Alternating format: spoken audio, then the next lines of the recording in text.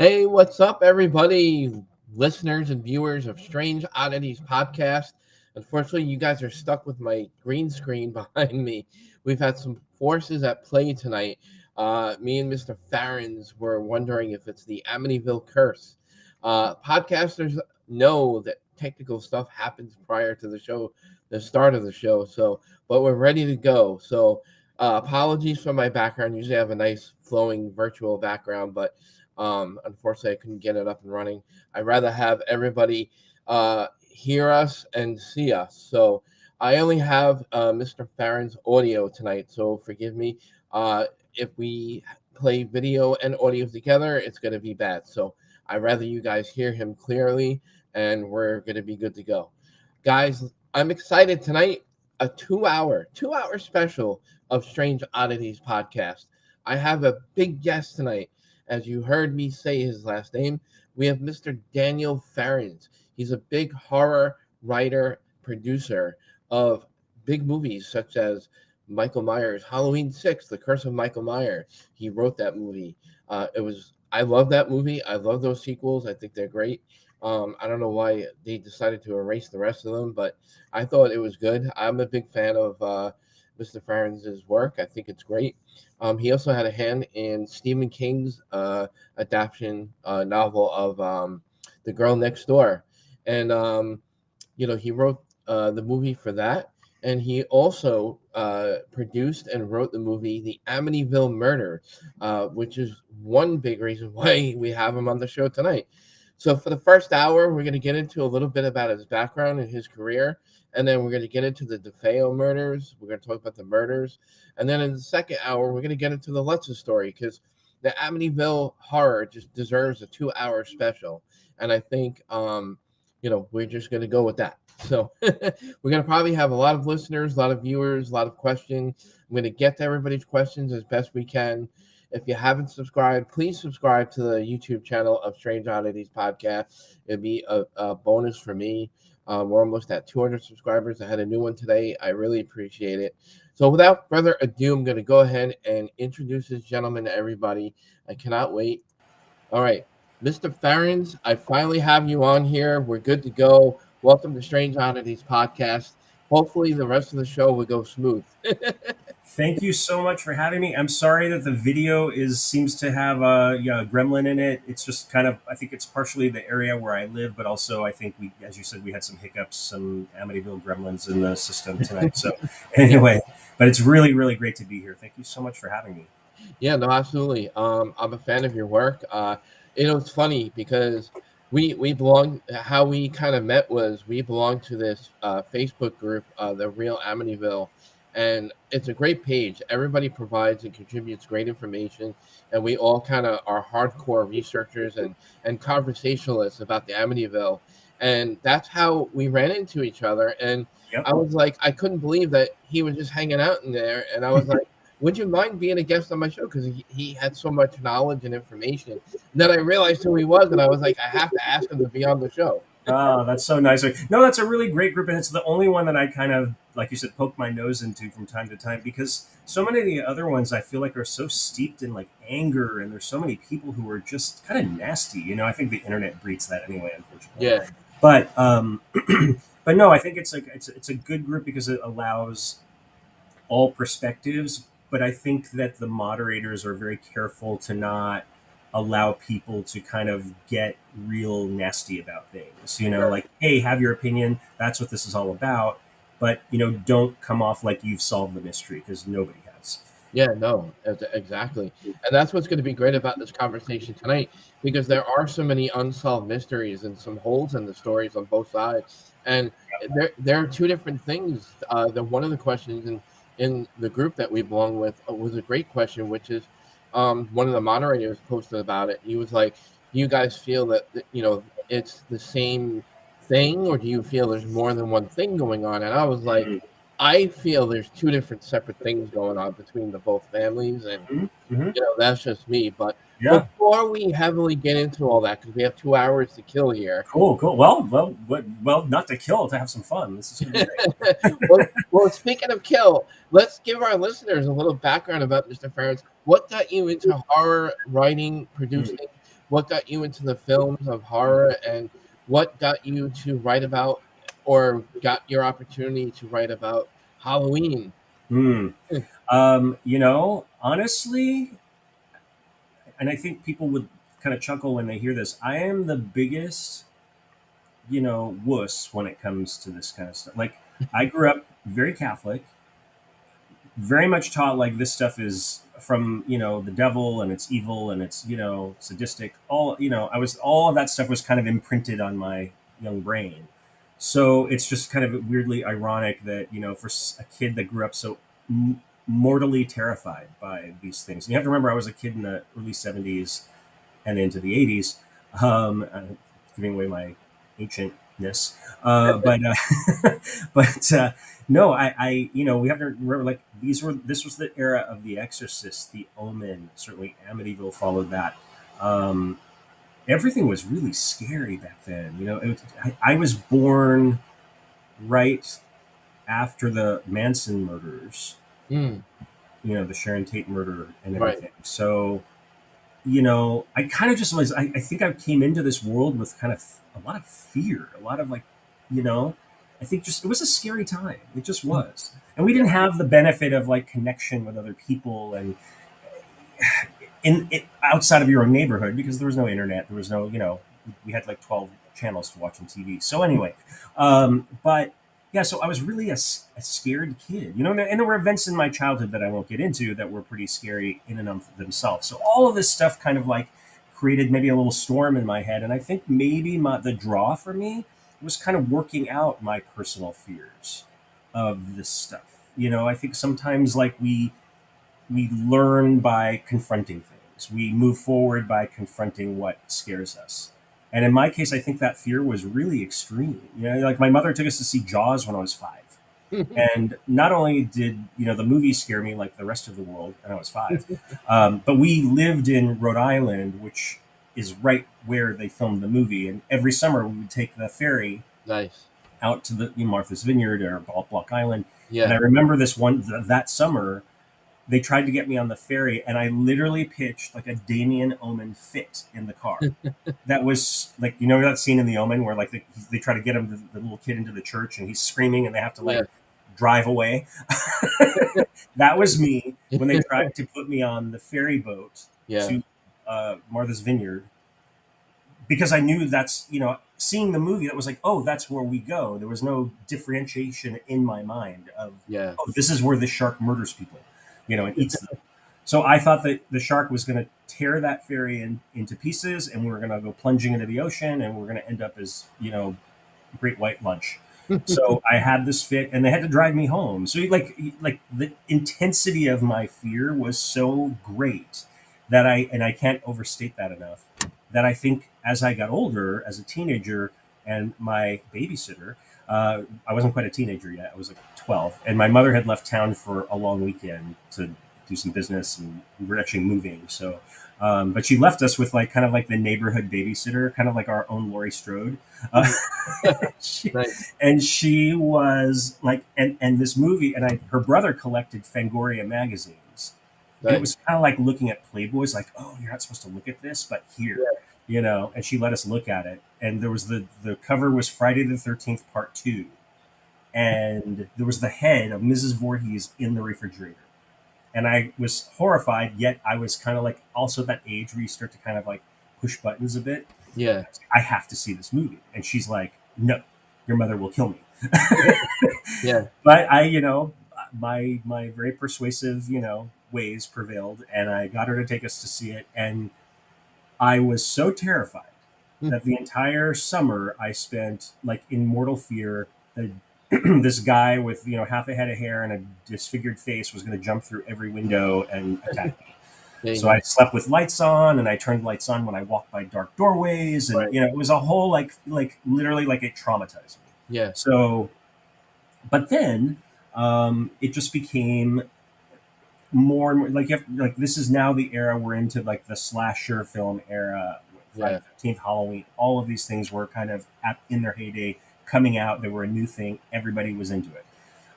So it all became like five alarm fire for me.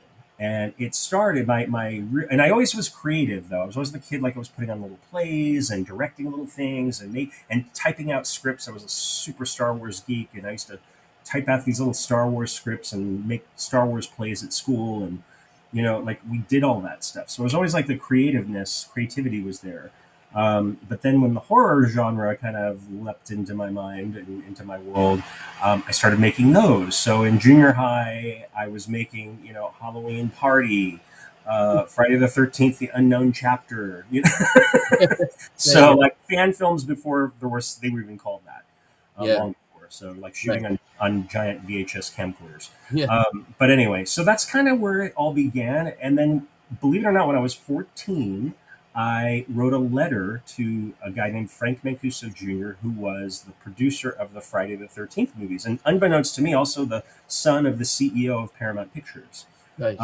So I wrote this, letter basically pitching him like, well, this should be the next Friday the 13th movie, and I'm 14 and I know this stuff better than anyone, and blah blah blah. Whatever I wrote got this guy's attention. And he wrote back to me and wrote me this letter, which is literally, I can turn my head to the right and there's the letter right there. It's still on my wall, framed, getting a little yellow. But he wrote me this really beautiful, thoughtful letter saying, I've never written to anybody regarding these movies, but your letter stood out, and I'm writing to you because I think you have something very special, and I can't believe that somebody your age could write this way. And don't stop, don't give up. My arms are open to you. The movie motion picture industry is waiting for you. So it was that letter that really gave me that boost of thinking, holy shit, I can do this. Wow. And that was the beginning. That's awesome. And I have to say, like, back then versus today, and I'm sure you can probably attest to this yourself, but today versus then, getting into the industry is a lot different and a lot harder now than it was back then. Well, it's always been hard. It's never been easy. Actually, I think in a weird way, it is a little easier. It's not easier in the sense there's so many more people competing to get in, but at the same time, the access is a lot easier. Like people have, you can reach people. We didn't even have email. I typed up a letter on a typewriter and I put it in the mail with a stamp, and that's how things worked back then. Things worked much slower. And it all seemed very mysterious back then. Whereas now, you know what a movie's about before they've even shot a frame of it. Yeah. And back then, it was really limited. Like, if you were a horror fan, you had Fangoria that came out like 4 times a year. And they would have these little things called the Terror Teletype, and it would tell you, like in italicized tiny print, like, oh, there's a new, Howling movie, or there's a new Halloween movie, or, name your franchise, Freddy. And that's how you got information. You didn't click on Google or go to your favorite, Bloody Disgusting or Amityville, none of this existed. So it was harder because it all seemed very nebulous and unattainable. Whereas now it's very present and it's really accessible. So that's the difference. But in terms of like the numbers of people, because of that access and because you can make movies with an iPhone now, there's just a lot more competition, I would say. Right. Yeah. I was just going to say, because like you have now companies stating that they don't accept, unsolicited always been that way. You have all these, fine print legal aspects of companies saying, unless you have a literary agent or somebody already in the business, so it's like that catch-22. It's like you can't do it until you've done it, but you can't do it until you've been hired. You know what I'm saying? Like it's a catch. You just can't. Yeah. There's no. And the way in is, and I tell this to young writers and filmmakers all the time. About like, how do you do it? And I said the way you do it is you write something or make a short film that is so good they can't resist you. Sure. And that sounds easy. It's not easy. That's where the talent rises to the top. But it does give access. It's the good stuff that always floats. And I think that gets attention. And now you have the internet to kind of have things go viral. And oh my God, have you seen this or heard of this? And people flock to your your site or your feed. Right. to see it if it's something really different, and I think that's the thing too. The key is like come up with something different. I get fans all the time, and I love them, by the way. Like the Halloween fans are the coolest people. They're like And hardcore. I love to interact with them, and it's Yeah. super fun. In fact, I was just, as you and I were trying to figure out our technical snafus, I was just texting back and forth with a fan. So I do that, and I was that, so what Frank Mancuso Jr. did for me back when I was a teenager, I try to pass that on, pay that forward a little bit, because I think it's really important for people to see that, we all started somewhere, and if you have that dream, you have that passion, and you have that goal, then there's nothing that should stop you from doing it. If you can't see yourself doing anything else, those are the people I say go for it. And I love to give feedback, and I love to hear their stories of how the first time they saw my Halloween or any of it's fun, and it kind of warms my heart, to be honest. So Yeah. but anyway, but yeah, I just think it's super important to, like, if you have a vision for something, make it original. Don't make Halloween movies, fan movies. Make them for fun, but don't think that that's your gateway to the movie industry, because that's not what they're looking for. They're Sure. looking for somebody with a really original voice, an original kind of imprint of some Yeah. kind, and that's hard to do. Right. But if you have that, that's what's going to get attention. Yeah. Yeah. I know. I totally get that. You have to show your creativeness, and that's what they're looking for. But I have a lot of people in the chat. There's too many to even acknowledge and say hello to everybody. I see a long list of Yeah. people. Hey, everybody. Yeah. What's up, guys? I want And to. Michael, thank you. Haunting in Connecticut, great movie. I see that. Yeah.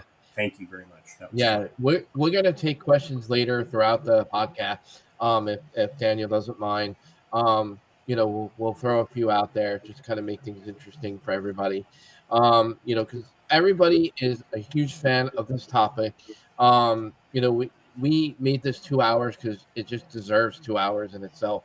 Because there's just so much to talk about.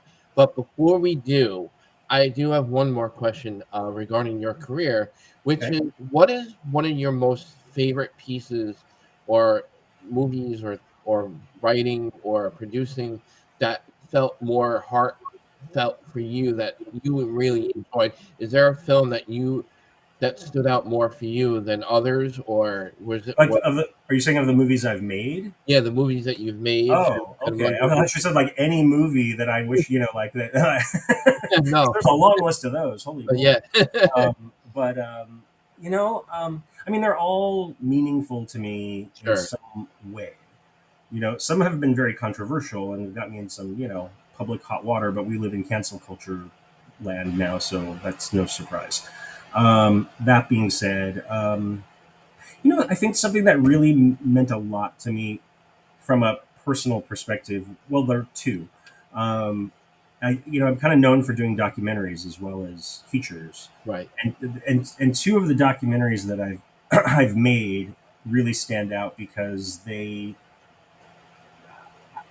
because there was an emotional component to them. And the first was Never Sleep Again, the Elm Street Legacy, which was made, when I tell you it was made with like sticks and a prayer, that's how that was made. We had no anything. There was no budget. There was no, like, all we had was some access to some of the people from the movie, thankfully. Like Heather Langenkamp, who plays Nancy in Nightmare, came Right. on early on, and because she was a good friend of one of our producers. And so she lent her name to it, and it really helped get this ball rolling with it. But I think because that involved Wes Craven, and he, is not with us anymore, Yeah. and I got to sit with Wes for several hours, Uh, that, talk to him all about the beginnings of everything, his career, all of that just and the way he ended his interview was just, now I think when we look at it, it's just like, whoa. yeah. Where he says, I don't know if you've seen the show, but it sort of ends with this kind of note where Wes is like, hey, on my tombstone, it's going to say the guy that created Freddy Krueger. And I'm okay with that. And, when he died in 2015, that's exactly what all the press said, and I know there's that show. And then the other one that I did on Friday the 13th, where I got to interview my mentor, Frank Mancuso, who had never spoken publicly. or certainly on That's camera, awesome. about his, many years producing those films. He did that for me because of our long, long, long ago connection. So those two things stand out as just being very personally, very special to me. That's great. That is awesome that you were able to experience all that. And I really admire not only the work that you've done with your work, um, like what you brought up a few minutes ago, just to reflect back on what you said a few minutes ago about how you interact with your fans, and I see how you do interact with the people in those forums and stuff. But to take the time and give those people the respect of conversing with them, I respect people more in your industry that take the time to do that, because Well, my quick answer, and I just have to jump. We yeah, wouldn't be anywhere without them. right, Bottom line, we just the people that watch these movies and love them and go to conventions and watch them 1,000 times and memorize every detail. I mean, they made us. yeah, So how do you turn your? I mean, listen, there are some, and I say a very small fraction that you're kind of like, yeah, yeah, you might need some help. But the vast, vast majority are just so thrilled, excited, supportive, and so I just, how do you not reciprocate? So right, right, that's where I come from. exactly. Like we just seen the kid that played in Salem's Lot, the original, and we met him at Mhm. the Villa Theater in New Jersey, and he was so thrilled, like to just participate with every fan. Was it Brad Savage, or was it I can't think of the other one's name. Was The this blonde, the who was the blonde actor? Michael something. Oh, okay, yeah, I Yeah, know who you're talking about. But yeah, no, It's weird because Brad Savage, who's the kid like floating in the window, yeah. is the real life brother of one of the actresses from one of the Friday 13th movies. So, Oh, nice. so I know her very well. Yeah, yeah. Yeah. So, but yeah, just to prove the point of what you're saying, like how they Hmm. interact with their fans, it's just I love that, because it's like, I respect them more that way. Well, and it's the thing. It's like, I am them. Yeah, Very literally am them. So, like that story I told you, the babysitter and the yeah, Catholic kid and all that yeah, stuff. I was nobody. I was a kid from Santa Rosa, California. I had no access. I didn't have a rich uncle. I didn't have anybody. I packed up my car right out of high school, and putted down to Los Angeles. Luckily, we had lived in LA when I was a child for about 5 years, so I wasn't completely lost. yeah. So, I had gone to elementary school here. That, And so my childhood. It's weird. My childhood memories are much more vivid than like my memory of what happened yesterday, which I have no concept of what that yeah, was. I don't ask me what I ate for dinner. I have no idea. yeah. Isn't But I that can funny when I ask me what work? happened. And like those details. I have a real sense of, and I think that's what writing is about: is memories. Whatever you're writing about, you're always drawing from some memory of your life, and that finds its way into your writing. It doesn't matter if you're writing about Michael Myers. There are things in that movie that are very, very much me, Yeah, that only I could have said it or told it that way. So, yeah, whether or not it's, genre, if you will, but, and I'm sure there's a piece of Wes in Elm Street and John Carpenter Halloween. So much of Halloween came from John's childhood. All the street names are from his hometown. And yeah. Haddonfield, Illinois was really based on Haddonfield, New Jersey, a real town where Deborah Hill, the producer and co-writer, was raised. Right. So all that stuff just makes its way in somehow. And I just think, Yeah, and I think there's a famous quote, and I'm not remembering the writer, but she said, writing is remembering. yeah. It's So, true. Yeah, well said. So, um, we are at 8:30 mark. I want to leave a lot of room for the topic. So, if you don't mind, let our listeners and viewers know what got you on board with the Amityville Murders. What made you mm. get involved and jumped on? We have to film this movie, the Amityville Murders. Yeah, well, this actually has quite a backstory to it that goes back 20 years. Because when I talk about my work in documentaries, the very first documentary I ever made was a 2 hour Halloween themed special for the History Channel on the Amityville case. It was a two hour, two part thing. The first one was called Amityville The Haunting. The second was called Amityville Horror Hoax, where we brought in the skeptics and the believers and kind of had that debate. But that was the beginning of my association, I guess you'll put it, as I will put it, as with the Amityville story. Sure. I hate to call it a franchise because it's not. I mean, you know as well as I do, and I'm sure many of your listeners know that you can go to Target and see 5 movies with the word Amityville on it, Yeah. and then you take that home and you pop it in, and it has nothing to do with Amityville. Oh yeah, I can't believe, not to interrupt you, but Yeah, no.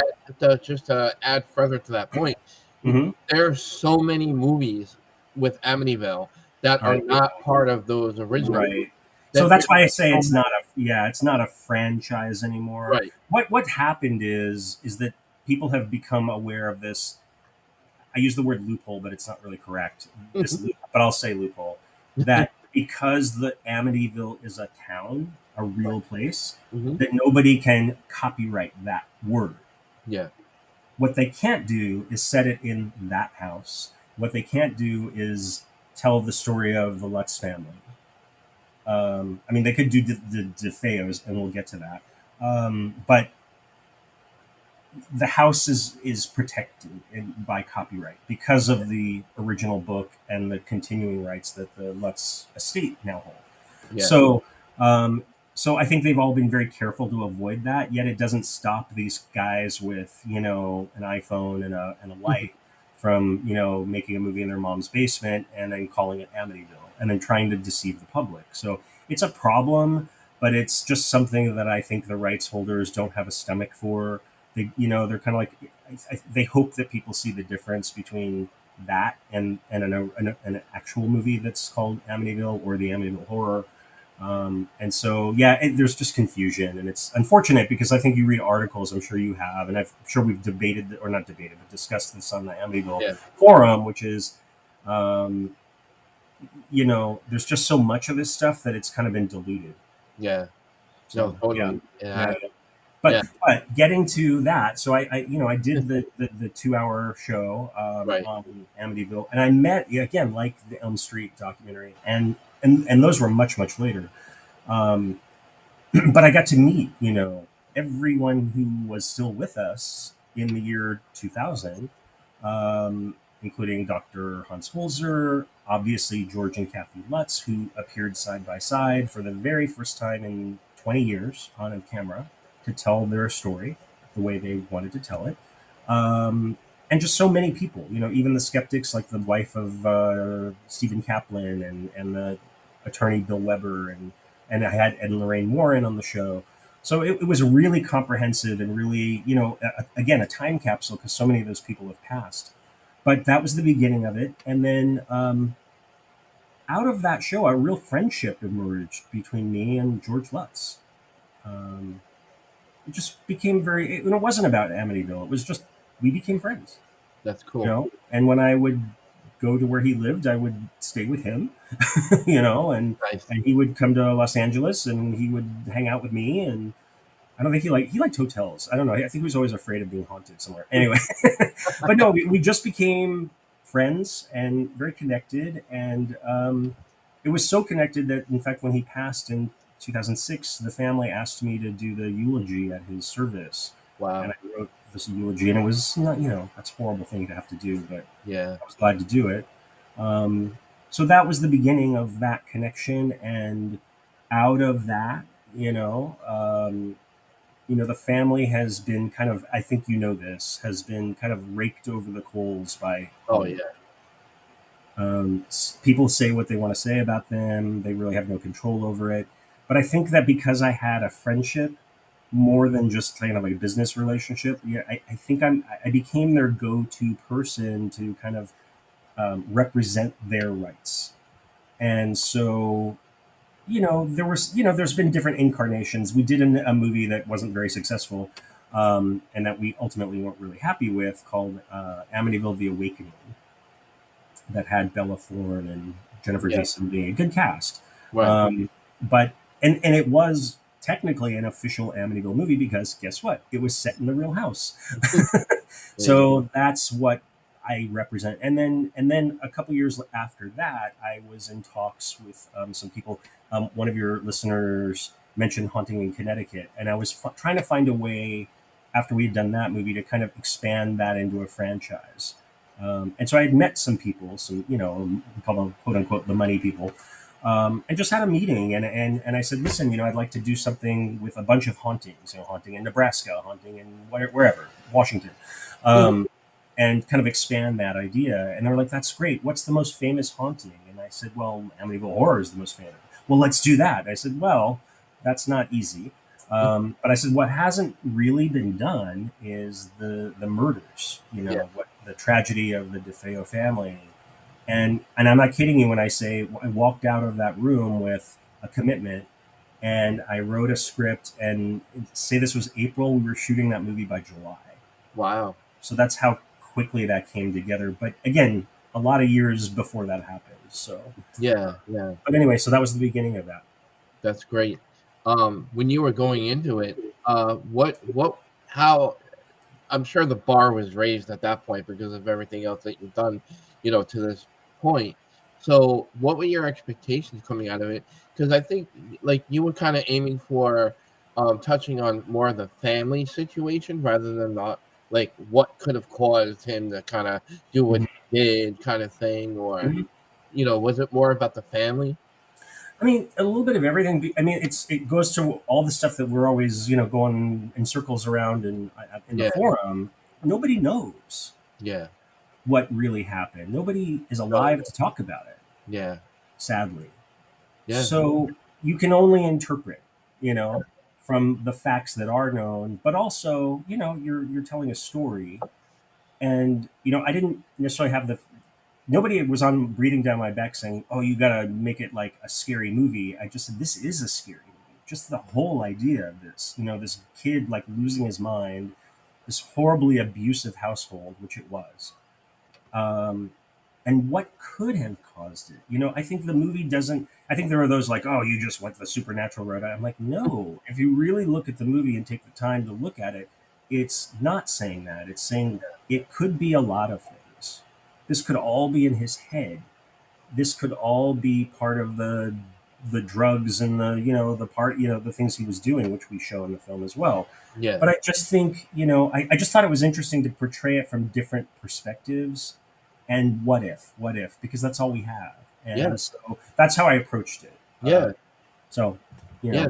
No, you opened the doorway for like all the avenues of what, again, like what you said it perfectly, all the what ifs. And right. I like that approach because, well, and we talked about like, the legends about the property, the Native Americans had supposedly buried their dead there, or the tribal enemies had been buried face down to stare for eternity into hell. And all those little pieces of the Amityville mystery are kind of peppered in throughout that movie. Most people just didn't pay attention, to that. They're just, and that's the problem today. People have a very limited time, attention span, and they watch things on, their 3-inch screen on their phone, so they don't really pay attention. Yeah. And I feel like a lot of the naysayers about that movie, like, actually didn't either watch it completely or watched it, with headphones on a treadmill. Yeah. Just, it is one of those things where I think if you stop and really watch it and consider it, you kind of will see all of the little pieces of things that, you and I and all the other people involved in that forum have been talking about for years. Yeah, absolutely. So, No, I get it. My thing is, okay, now we can all drum up so many theories and discuss so many ideas about what drove him to do what he did. But that's the thing with this is because, and I don't want people to get me wrong. I'm not condoning what he did at all. I mean, by all means, do not get me wrong with it, what I'm about to say. But because there's so many things that could have drove him to do that, and we will never know. I mean, ultimately, he's dead now. Right. He died in prison, and we're not going to know the real. And he's changed his story, I think. Yes, that's the thing. He was not a very reliable narrator. Let's just put it that way, in like literary terms. But no, he just was, like a fractured mind. Who just, and very opportunistic too, like looking for any angle that he could use to either get himself out of prison, blame somebody else, deflect any responsibility. So those were, so that's his, as you know, and I don't know if your listeners are as familiar, but he would go up to the parole board, and every few years would come up with a new version of who did it. Right. Sister did it, the mother did it, the mafia did it. Like, none of that was true. None of it. And it just bothers me. You saw, like, a few weeks ago, I kind of got into it with some people about, like, they're all accusing poor Dawn of, being the murderer. I'm like, Dawn was she was the eldest sister, and who had the bedroom adjacent to his. And, like, so this is her brilliant plan. Let's put on my nightgown. Let's walk around the house in the middle of the night with a giant shotgun, a hunting rifle, I should say, that I've never fired before. Yeah. Kill everybody at point blank range. My brother walks in the middle of this, sees how evil I am, fights with me for the gun. And apparently, I guess what he did was he forced her down, face down on the bed, put the blanket over her to make it look like she was sleeping, and then fired. And then she sat there while he fired a couple rounds into her. Yeah, that makes sense. Sure, yeah. Right. So, no. but people say that, and they want to perpetuate that bullshit. So that bothers me. I think that's so wrong. She's dead. She's not here to defend herself. She was murdered like the rest of that family. Helpless. Yeah. Right. And to point a finger at a victim like that. Yeah. With absolutely no evidence. In fact, all the evidence to the contrary is just ridiculous, and it's offensive. Yeah. So, anyway, that's where I'm coming from with that one. Yeah. No, Get off my soapbox. Yeah, no, I'm with you. I'm on the same page as far as that. But my thing is too, like I've been doing a lot of research on it myself, because ever since I joined this Facebook group page that we met on, I've had so many ideas, and I've been researching a lot of different aspects and perspectives and whatnot. Now, some of the reports are kind of sketchy about DeFeo, that he was apparently okay. He was sober. He wasn't like on anything at the time. Okay. And that's why a lot of people are like, well, if he wasn't on any kind of drugs and he was okay, then obviously it may have been planned somehow. Mm-hmm. You know what I'm saying? So like maybe there was some kind of planning going on, because he wasn't like, drinking or on drugs and stuff like that. Well, I think there were a bunch of I don't remember, and I could be wrong about this. It's been a while since I've read High Hopes, which I still think is like the most accurate breakdown of everything. There's a book called High Hopes, which was written by one of the prosecutors in his case, that came out in the early 70s, mid 70s. Sorry. And I haven't read it. I have the book, obviously, but I haven't read it in a long time. I don't remember what they said about toxicology, if they had given him any kind of blood tests or anything like that when they were, remember, like he didn't report the thing until the next evening. Yeah. So why would there be drugs or alcohol in his system necessarily at that point? Yeah. There was a big time span. It wasn't like he came.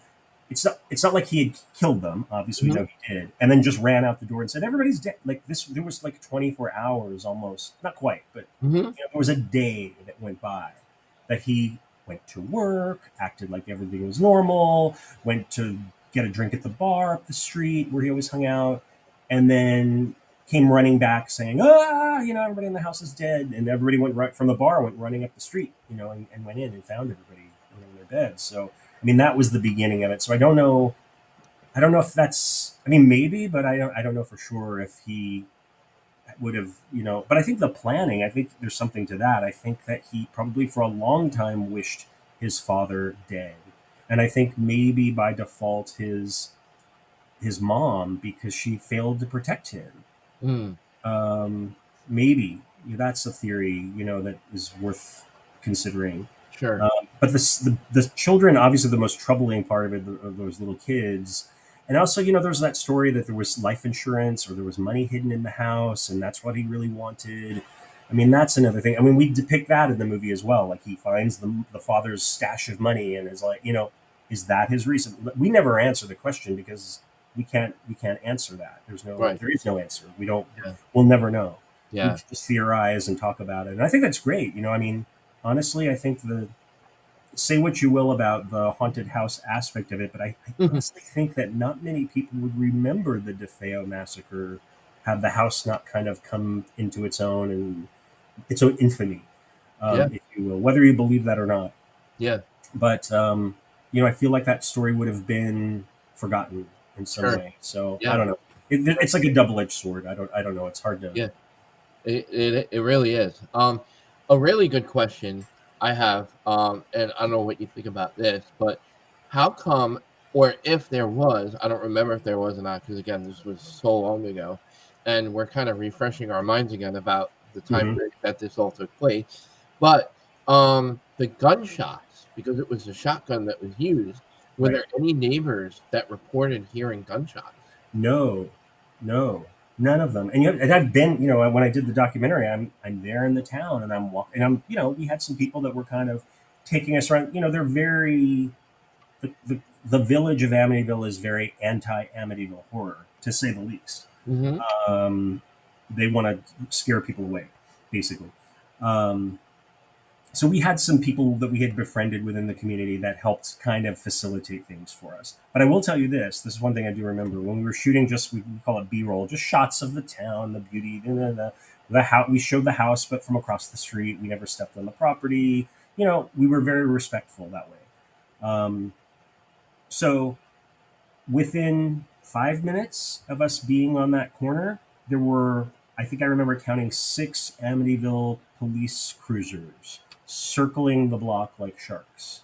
Hmm. Never said a word to us, just kept circling around, like letting us know, like, don't even try it. So they have that real sense of like, stay the fuck away.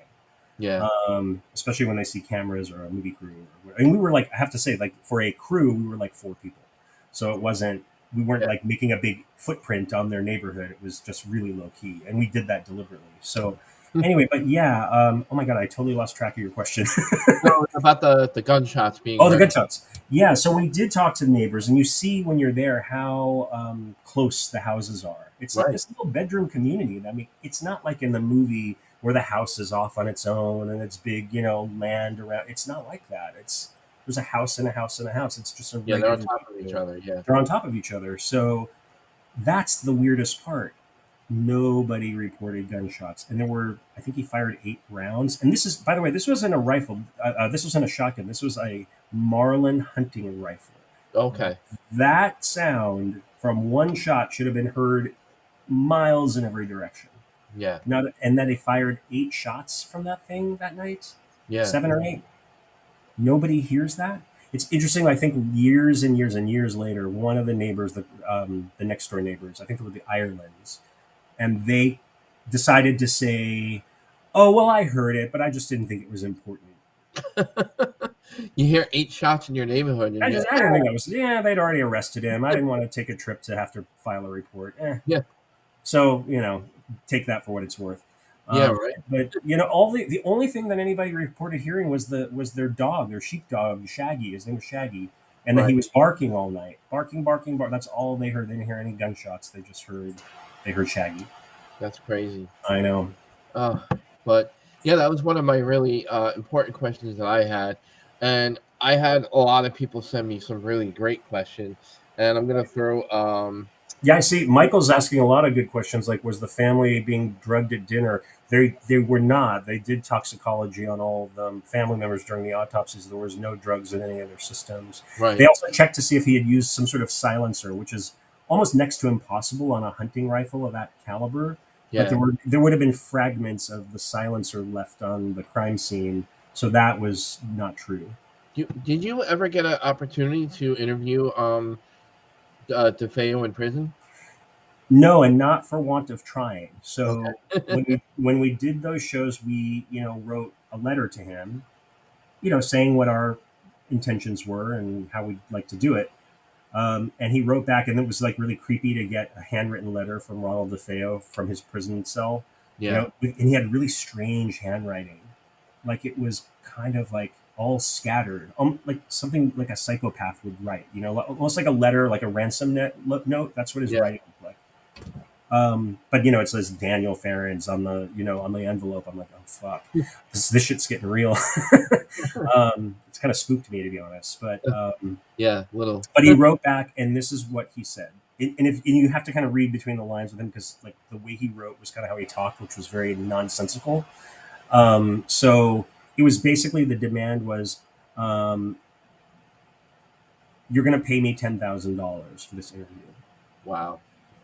And we said, no, we're not, but we would be happy to contribute some money to a charity, a victim's charity of your choice. Wow. You let us know what that is. He wrote back, my charity is my best friend, Barry something or another. So that his friend would give him the money. Wow. So at that point, we just went, thanks, but no thanks. Yeah. You know? Because he was always, again, like I said, he was always working at angle, always. Wow. So it was just, I mean, it was disappointing in that you would probably, obviously making a story or a documentary about him, but to us, it just wasn't worth it. And we obviously aren't going to pay a convicted mass murderer for an interview. Yeah, exactly. And not only that, you don't know which truth you're getting. And based on the things he said subsequent to that, we would have gotten a bunch of nothing. Right. Exactly. So I want to try to be fair to everybody, because everybody's throwing questions left and right. Yeah.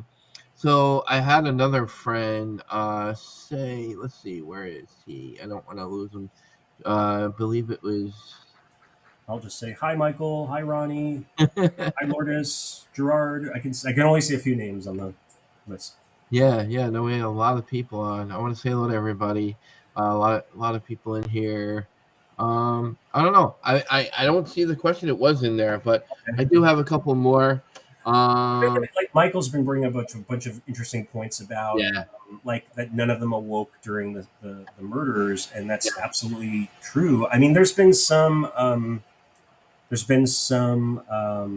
talk that, well, maybe based on the trajectory of the bullets, that maybe the mother lifted her head a certain way and was about to get up.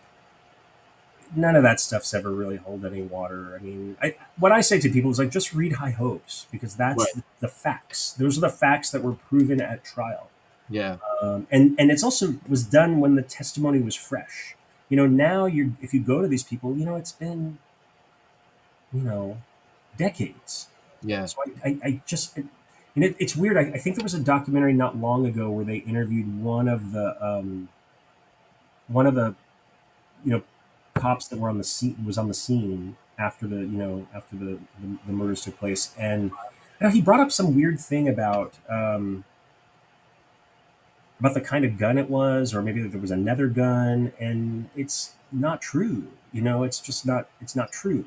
So I think that sometimes people's memories, and I'm not saying it's, they're doing it deliberately or with malice. I just think people's memories change or fade. Like I said, I can't remember what I ate for dinner yesterday, so don't ask me. Exactly. Don't ask me what my name is today. I would be a terrible witness. Yeah, exactly. It's funny, like you were saying earlier in the show, it's funny how you can remember the things as a child, but then you can't remember things 2 days ago. No, I can't. It's age, I'm telling you. Yeah, so, but anyway. It totally is. Another great question, is there any truth to Ronald DeFeo Sr. regularly beating his wife, Louise DeFeo? Absolutely is. Yeah. That all, again, all of this stuff came out in the trial. So, there have been many books, some good, some horrible, some defamatory, that have been written. But, High Hopes is the one it says it all. It even has like pieces of the transcript from the trial. So if people are really interested in it, I'd say try to find a copy of it. I feel like the book went back in print as a soft cover, or maybe it's on Kindle now. But for a long time, you couldn't get it. It was like a hardcover, literary selection of the month from 1975 or something. It just wasn't. It was very hard to find. Even when we did our show, I had to hunt it down. Yeah. But it's really still, I think, the best work because it's very factual. It tells you what happened and what didn't happen. And anything else, honestly, is just conjecture. Yeah, my wife is in the chat. She said it's actually on Amazon for over $100. Holy shit. Yeah. I'm glad I have my copy. Although it's really dog-eared and I had like Post-it notes all over it when we were doing the show. So it's not in good shape. Yeah. Everybody now wants to read it, of course. Right. Well, I'm surprised that it's hasn't been put back in print. Maybe there's like legal reasons why. I don't know, but it's really, if you can get your hands on it, it's really, really good. Yeah. And so another question, did anyone find qualitative proof that George Lutz had a history of dabbling in the occult? So I Oh guess God, we're this gonna all right. man. Ugh. I guess at it's 9 o'clock now. We're going into the second hour already. I can't Okay. So we might as well segue, right? believe we're gonna segue, I guess. All right. You're very good friends with the Lutz family, and you know I would believe the family over anybody because they've lived in the house. Well, they were there. Yeah, they were there. Exactly. Anybody So, else who says anything wasn't there. right. So who are these people? Yeah. Okay, let's talk about George Lutz and the occult. That is one of the most ridiculous, hilarious, obscene things. Like, I can't even imagine. It's so out in space somewhere that it doesn't even deserve really to be acknowledged. But here's what I will say. um, when this topic has been brought up among the daughters and his life partner, she and he were never married after he and Kathy divorced, but they, spent 18 years living together, and we're still very close. And whenever the rare moment comes up that another documentary has been done, or whatever, and we'll have a chit chat about it, and I'm like, oh, here's another one that says that he was, into the occult, and they were like, God, if our dad was into the occult, and could levitate objects and things, he sure should have done a better job of cleaning the garage because it was a mess. Yeah. So it's so preposterous. It, like I said, it just doesn't even bear any need to acknowledge it. It's completely untrue. And I know where this started. It started with the sons. I'm not even going to mention their names. They're very estranged from the rest of the family. Right. But they started all this nonsense after George, who went by Lee. If you knew George, you called him Lee. Nobody called him George. But it started after he died, and they had a lot of childhood issues. Let's just say. Yeah. I mean, if And again, I wasn't there. Yeah. I am not a witness to any of it. If I was, I probably would remember. But but but this started with the boys, and here's what I will tell you. When somebody gives their life over to, I'm going to put a church in quotes, that is very fundamentalist in their belief system. Right. Anything is a cult that isn't part of that sect, Sure. if you will. So when they say a cult, they're talking about the books that were in the house that George and Kathy both owned and regularly read on the practice of transcendental meditation. Right. This is something that was being practiced by pretty much every A lot of people. person, every young person, maybe under the age of 30 in the 1970s. It was maybe kind of a fad at that point, but it still exists. I think back then, though, there was a culture of like peace and harmony, finding that zone, getting to that place of a higher consciousness. This is the time in which people were doing those sorts of things. But in the minds of religious fundamentalists, and I'm going to emphasize that, Sure. that is demonic. Right. That's the occult. That's conjuring evil. Now, listen, I've heard from people who do TM, and they're like, you can really open yourself up to pathways to things that you may not want to. Yes. It can be dangerous. Yeah. But to say that they were like conjuring the devil, Right. is so ridiculous. Right, because of their religious background. Right.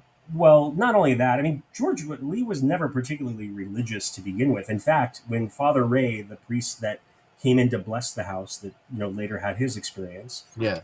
the only reason Lee knew him was because he had facilitated the annulment from his first marriage. Father Ray, they called him, and he's like, I didn't know anybody in the church, so I fucking called Father Ray. I didn't know who to call.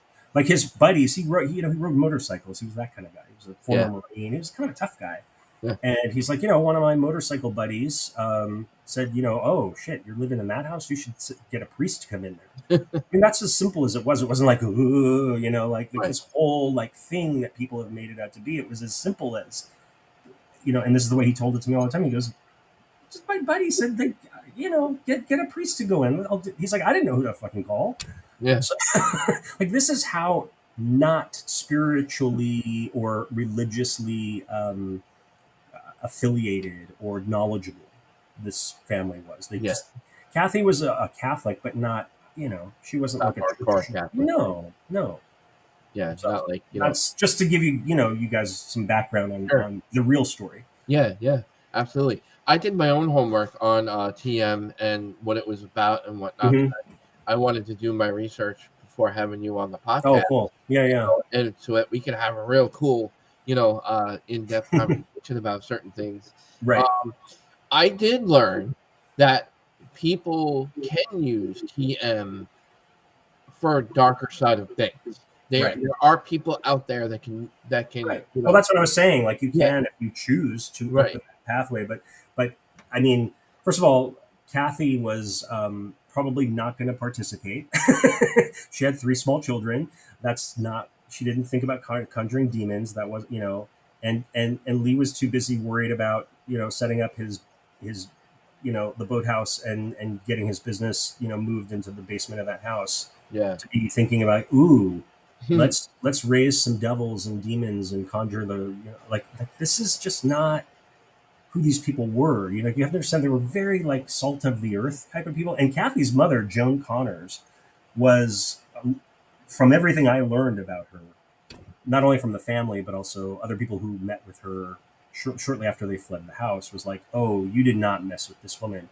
If she thought for a minute some business was going on, some untoward, some shenanigans were going on, she would have been the first one to call them on that shit. Right. She was like, no nonsense. You did not cross her. You didn't try to pull the wool over this woman's eyes. She was all business. And the fact that she took the whole family in after they left that house. Yeah. And heard the story of what they had gone through. If she felt like there was like a bell to sound or an alarm to sound, she would have been the one to do it. Right.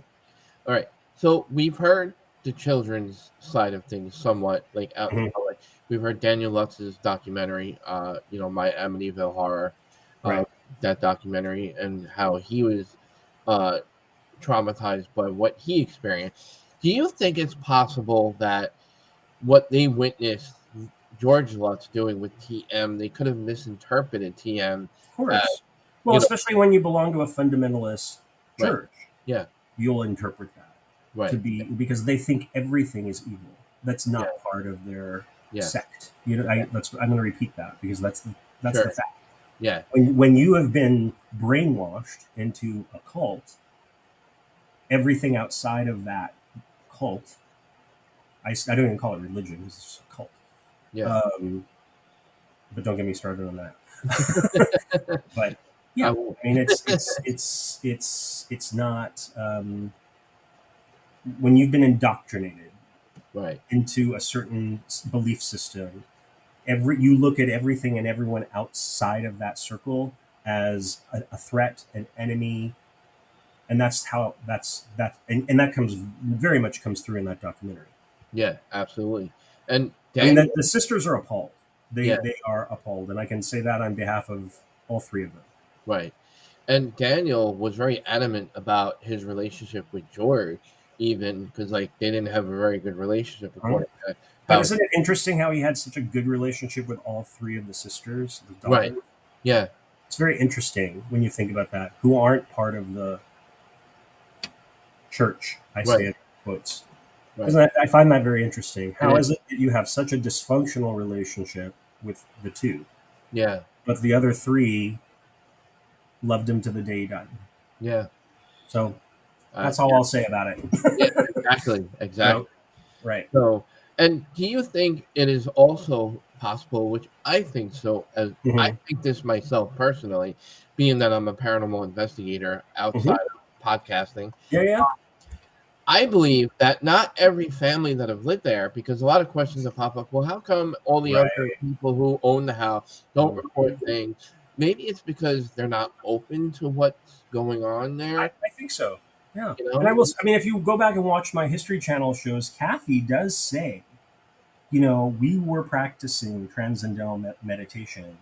She certainly doesn't say we were conjuring demons, but she's like, I Yeah. think maybe through the practice of that, potentially we opened ourselves up to something Right. that may have already been there, some on a plane of existence we don't know or are not meant to understand. And Yeah. so I remember when she said that, and this is like a kind of behind the scenes thing. I remember that Lee kind of rolled his eyes because he doesn't think that at all. His belief, and by the way, I want to tell you guys something else, is that when I went to shoot all of that B-roll around the man on the street interviews and went to the actual town, he called me like late one night before I made the trip, and he said, I'm going to say something to you and just listen to me Hmm. because I mean what I'm saying. Listen to every word I'm about to say to you. If I find out that you stepped foot in that house, please don't ever speak to me again. Oh, wow. I want nothing to do with anyone who's ever been in that house, because what you come out with may change who you are, and I want no part of it.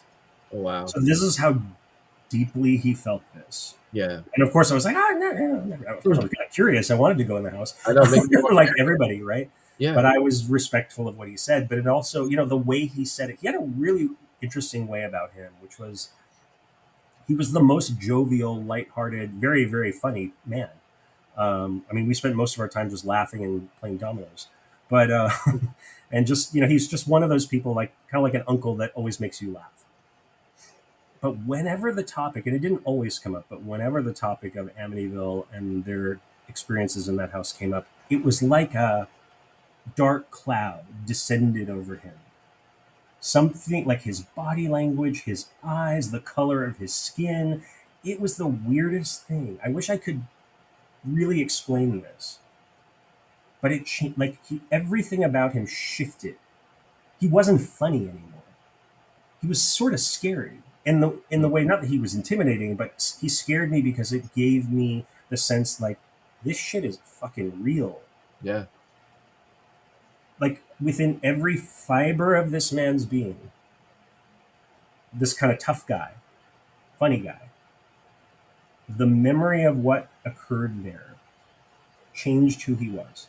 Right. I mean, the other things I can tell you guys about him too is that he became more religious, not a Sunday Christian Catholic, attendee of mass and things like that. Yeah. But every day he said his rosaries every day. That's not demonic, No, not at but all. to certain churches that would be demonic. He was also very like, I just remember being whatever, go pick up food or go to the grocery store, and he would always be the one to hand $1 or whatever he had in his wallet to the homeless guy on the street. He was always charitable. So this idea that he was this horrible human being, I never saw it.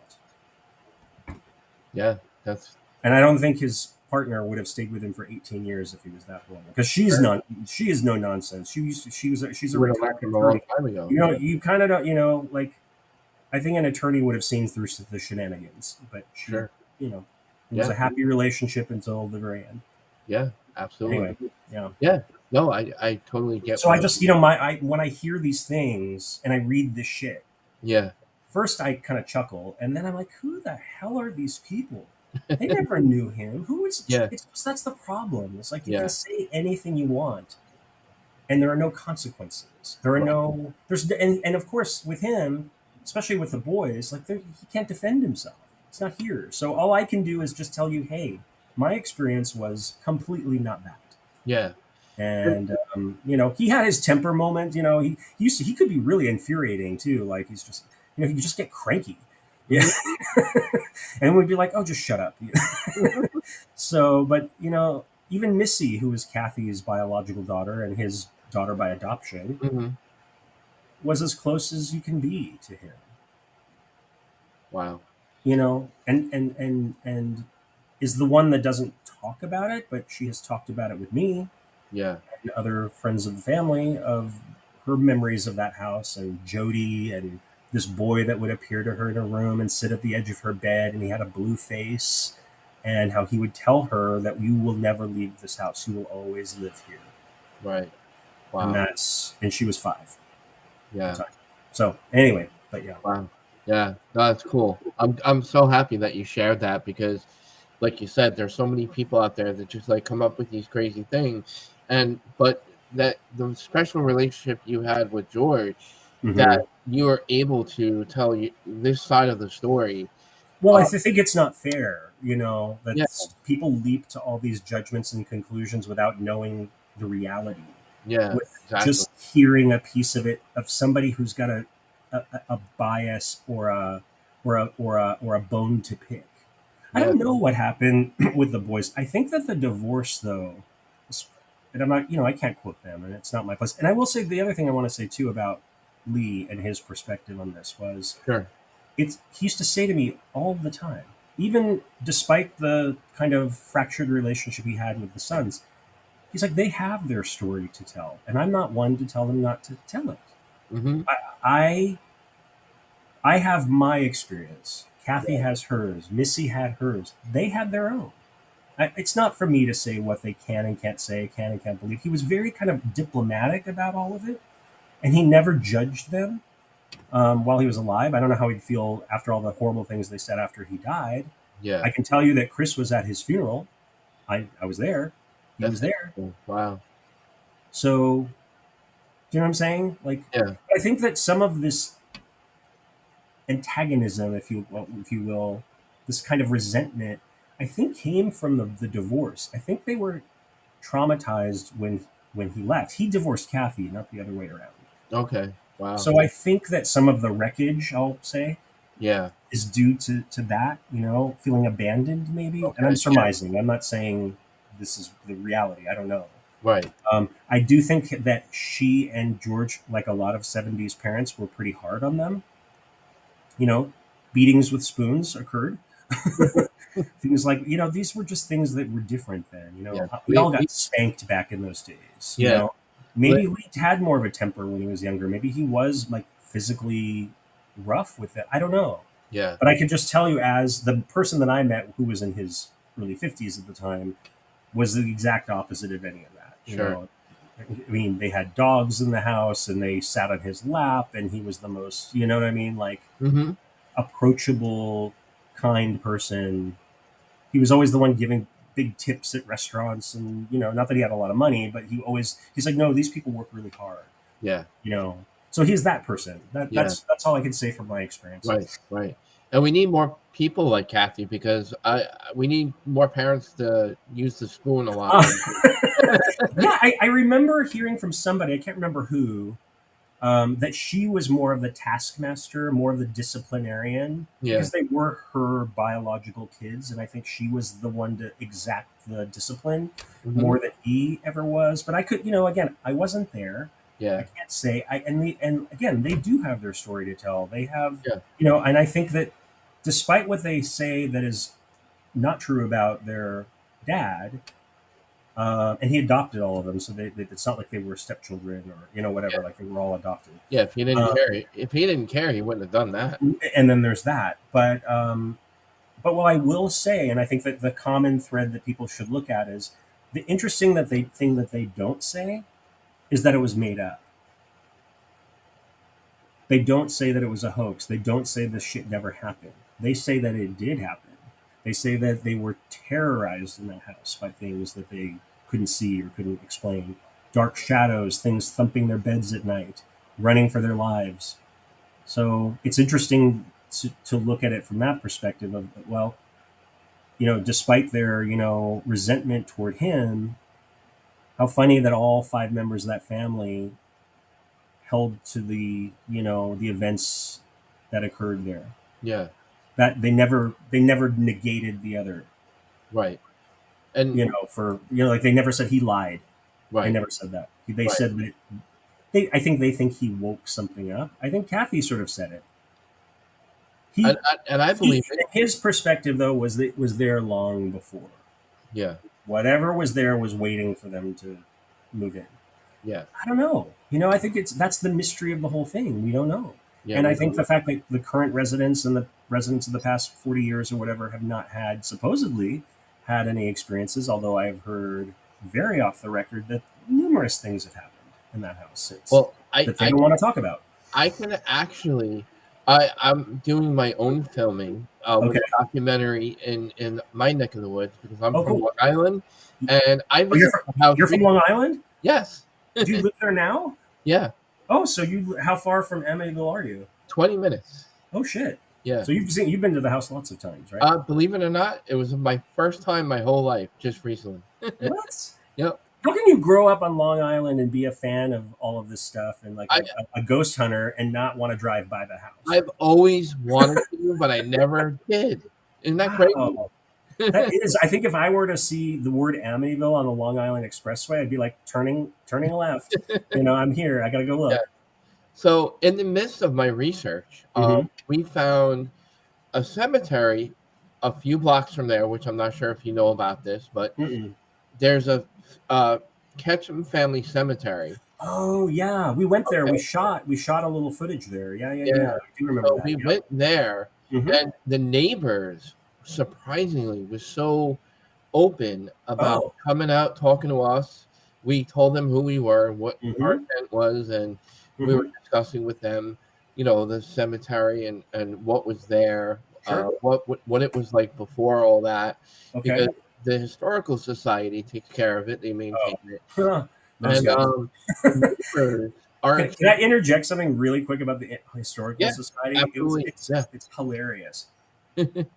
They're like the most anti-Amityville haunting. They are the spokespeople of the town, and they are the old guard and all that stuff. And we tried to get them on camera, and they're like, "We won't talk to you. Go away." But it's interesting how if you go into the historical society library, there are two things of interest. For those who say that some people say, "Oh, the Lutzes never even lived there. They just made up the whole story." Well, if you go and you actually go back to, they have all the registers where people came and signed in.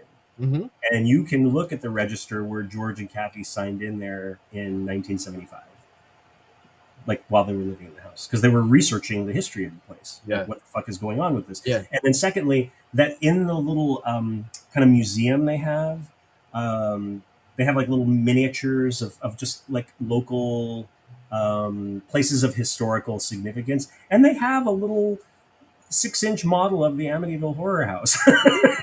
So it's just interesting, the kind of, I don't know, dichotomy, I guess I'll call that. Anyway, continue the story about the Ketchum Cemetery. No, you make a good point, and it's funny because I've read articles where there are a lot of naysayers from the Historical Society about the information about the haunting. For sure. But yet, when I talk to the neighbors, they're like, "Oh, almost the entire neighborhood has activity."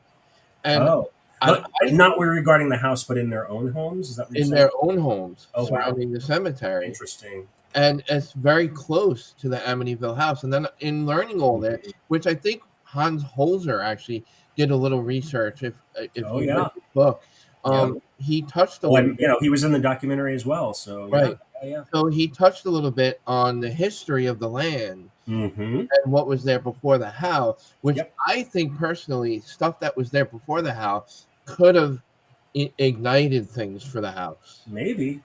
Again, I always say maybe because we don't know, but it's all really interesting. And I think it's, again, the pieces of like the layers of the onion of this story that just keep going on and on and on.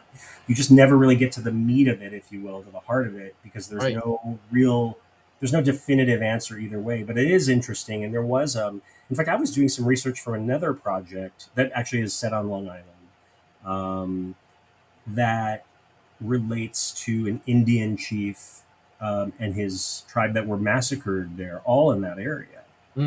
So, there's truth to all of these quote unquote legends, and whether or not they specifically infected that house or that area of land, we'll never know. But I mean, Yeah. unless suddenly the ghosts come alive and tell us the whole story. Yeah. But I wish. anyway, yeah, Yeah. it's really So fascinating. But I I, think it's those questions that keep people engaged. yeah, So definitely. yeah. There's still a lot of unsolved historic mysteries about the whole area, and there's still a lot of learning. There's still a lot of Hmm. holes in a lot of the Right. stories. Well, that's what I think is cool about somebody like you who like lives in the area. You have access to this stuff, and I think that you are perfectly situated to kind of dig deeper into it. Well, I'd be interested to hear you. Please let me know as because we're in touch on the forum and everything. But yeah, let me know if like anything else that you come up with. I think it's so interesting. yeah. I mean, we're doing a documentary on Ketchum actually, Oh wow. and we're hoping to dig deeper into the Hmm. For before. those who don't, I mean, because maybe some of your listeners, do you think they know the whole thing, the connection of John Ketchum to this thing? Do you want to explain that, or should I? Yeah, you can go ahead.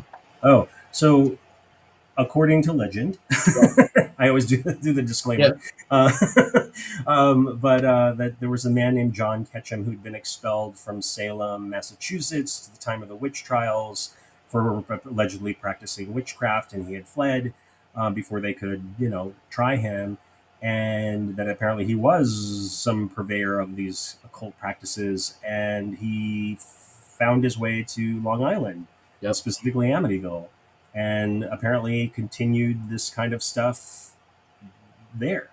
yeah. So that there was this connection to the occult, if you will. Right, right. I mean, I think the weird thing about that story is like none of these women were really witches. Hmm. It's like calling George Lutz like a demon, like a demon worshiper. You know what I mean? Like it Yeah, doesn't. They weren't. They were all wrongly accused. yeah, So I don't know, like the whole John Ketchum thing of like that he was this like mad warlock or something. right. Because none of those people really were Yeah, that. They were just horribly, tortured yeah, and killed. So I mean, if anything, he was probably some wrongly accused man who took his family and moved somewhere safe. yeah, So I right. don't know about that one. Yeah, But it's all of it is part of the lore at this point. yeah. It is. But what I found in my research while working on our filming, his house sat on the property before the Amityville house, and Right. his house was relocated Yep. like just down the road. That's right. That's like a block away. And the Yeah, house, the original house, the Ketchum house, is still there. it's still there, right? Yep. Yep. You So showed that in the documentary as well. I'm like, yeah, just watch the documentary. No. yeah, yeah, right. I mean, we did touch on all that stuff. So Yeah. So yeah. It's really yeah. interesting. So if you think about it, here you have Ketchum, right, and his Hmm. interesting history. Right. If you relocate an apparent witch's house, you got to piss his spirit off. Mhm. Well, or that it's part of the land itself. It's not the structure that's built on it. It's something has. I know. George Lutz used to say what he thought. And remember, when they fled the house, they didn't sell it, make a profit. They gave it back to the bank. They lost their $20,000 down payment. They lost the whatever mortgage payment they made on it. They left most of their stuff in the house. That all got auctioned off for. I think they made like $2,000 on the sale of the stuff that they left. I think there were only a few items that they took. One of them is actually still in the living room that they took from the house, which was a Wow. cedar chest that George's grandfather had built in it, and in it were all the family pictures, and that they took, but everything else they left. Yeah, So anyway, but that's another great question because mhm, my wife had asked that. She was like, mhm. "Did they get the furniture from the DeFeos?" Some of it came with the sale of the house, or that the realtor said, "Oh, if you want the washing machines, we can, throw those in or pay a few $100." Because I think the Veos had like six of them. I mean, there Okay. were like a bunch. It was a huge basement. Yeah. So I think they had like three and three, if I remember. It was like three washers and three dryers. Yeah. So Wow. I think they picked those up for a steal. And people say, "Oh, their children slept in the beds of the dead children," and like this crazy town shit. Well, I think what they picked up was like the metal frame with the wheels on it that you Yeah. have that horrible thing that never stays together when you try to put the box spring on top of it. Yeah. Um, that's what they bought. They Wow. didn't buy mattresses with blood stains on them. Right. Like that stuff wouldn't even have been there. I mean, this Yeah. is just the ridiculous shit that people have Like, come up with to try to make them sound like they were these horrible people. right. So it's just so stupid that you Yeah. can't. You just have to laugh. Yeah. But people take it seriously and they make long ass accusations and they say whatever they want to say, and it's mind blowing to me. But it's also kind of like it just kind of shows you the mentality of some people who are just so quick to want to hate someone. Yeah. Yeah. Absolutely. So, guys, if you're tuning in late to our show, I know a lot of my ghost hunting friends are up late. So, if you're just tuning into the show now, we are with Mr. Daniel Farrands. He's a horror writer and producer of many big, iconic movies you may have seen or may not seen. Uh, Halloween 6, The Curse of Michael Myers, one of my favorites. Aw. I don't know why they erased all the other sequels, like after doing the I new don't one. know. You Well, know, here's like a funny thing that I was told like a week ago, I think. And I think it made the rounds online, like on the Halloween websites and stuff. So, every time they make one of these movies, somebody takes the script and they write like a novelization, a right. tie-in, we used to call them, to Mhm. the movie. And they did that with this latest Halloween movie, Halloween Kills. And I don't know if you've seen the new one, but like, they brought the Tommy Doyle character back from the Yeah. original movie. He's the little kid that Jamie Lee was babysitting in the first Yeah. movie. I brought that character back in my Halloween 25 years ago. Right. Which I can't believe it's been that long. I think it's 26. That was played by Paul Rudd, now the sexiest man alive, in his very, very first movie. And he was a great, great guy. Still is. I liked him as Tommy Doyle better than. Yeah. Well, weirdly, they did ask him to play it again. Oh, I did don't he? know if you know that they did, but he was making the new Ghostbusters. But he Oh, was really open to it. He was like, "Damn, I want to do it." I'm So, not but taking anything away from Michael Anthony Hall. I thought he no, did. no, no, no. But here's the interesting thing that like I said, I found out through fan circles recently was I guess in that novelization of this latest movie, in the scenes where the Tommy character is in it, there's some reference to the fact that he has that mark of the thorn on his wrist Mm. in the book. And somebody said, maybe I got this one wrong, but somebody said that if you look closely in the movie, Anthony Michael Hall has it. Oh, wow. Like he's wearing that symbol that is in 6, like that mark, the tattoo with the long line and the triangle. Yeah. Which is kind of what they now call the Thorn trilogy, which I think is silly. But it's funny how like little pieces of things have made their way in. Although, like you said, they have kind of disowned all the continuity. Yeah. But I think that happened a long time ago too. Like continuity has never been big in these movies. Yeah. But I will say, like between 1 and then and 2, and then they skipped with 3 because that was something else, and then 4, 5, and 6, they were all one timeline. Like they were supposed to all connect to the one before and before and before, and then they did H2O, and that threw all that stuff out. Yeah. Except for I think 1 and 2, they acknowledged that. But she was still like Jamie Lee was still the sister of Michael Myers in that one, and then they brought her back for the Resurrection movie, and then they killed her out in that one. Yeah. And then they did these Rob Zombie movies, and that had nothing to do with anything. And then they come and do these new ones, and there's going to be a third one called Halloween Ends. Right. And they just kind of wrote off everything else. Like everything else never happened except for the original story. Yeah, So everything else. In a way, I get it from a marketing. Like, how do you explain stuff to an audience that has happened over like 12 movies? Like, it's really a lot to kind of process.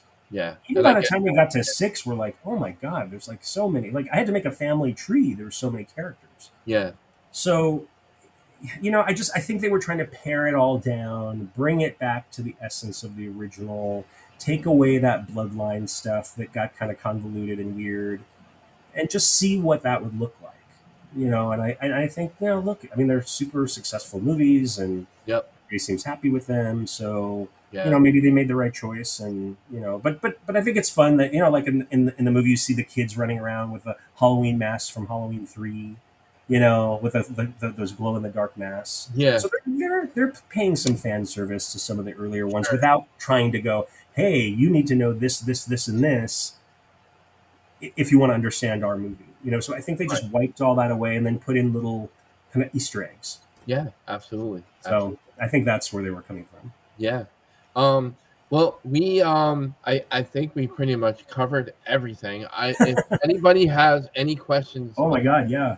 yeah, please feel free. If I If anybody's even listening to this anymore, I don't know. We've been hamming and hawing for a while. yeah, but it's been a great show so far. I'm having a lot of fun. Totally. Yeah, it's been a great debate. We knew we were going to have a lot of fun with this. Me and Daniel have been talking about this for a few I weeks. know, right? I'm so uh, glad it worked out, and we had so many we had this big gremlin in the machine before we yeah, started, so that's why yeah, we're a little late. yeah. We blame it on the Amityville curse. Totally. Yeah.